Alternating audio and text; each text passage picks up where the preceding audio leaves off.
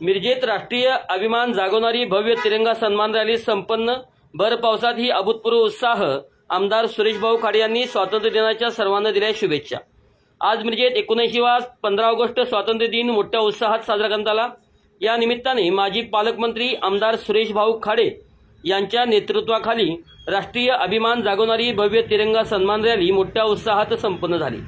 या रॅलीची सुरुवात महात्मा गांधी चौक येथून महात्मा गांधी यांच्या पुतळ्याला पुष्प अर्पण करून करण्यात आली। रॅलीमध्ये आमदार सुरेशभाऊ खाडे, महापालिका उपायुक्त स्मृती पाटील, शाळेतील विद्यार्थी, एनसीसी विद्यार्थी, माजी सैनिक, ज्येष्ठ नागरिक मोठ्या संख्येने नागरिक तिरंगा ध्वज घेऊन सामील झाले होते। भर पावसात ही रॅली अभूतपूर्व उत्साहात पार पडली। देशप्रेमाच्या ऊर्जेने प्रेरित झालेल्या सर्वांनी भारत माता की जय, वंदे मातरम अशा घोषणा दिल्या। यावेळी सौ सुमनताई खाडे, माजी महापौर संगीता खोत, माजी सभापती संदीप आवटी, प्रकाश धंग, दिगंबर जाधव, बाबासाहेब आळतेकर, जयगोंड कोरे, राजेंद्र नागरगोजे सर, अजित दोरकर, भाजप शहरातील पदाधिकारी उपस्थित होते। यावेळी आमदार सुरेशभाऊ खाडे यांनी सर्वांना स्वातंत्र्य दिनाच्या शुभेच्छा दिल्या।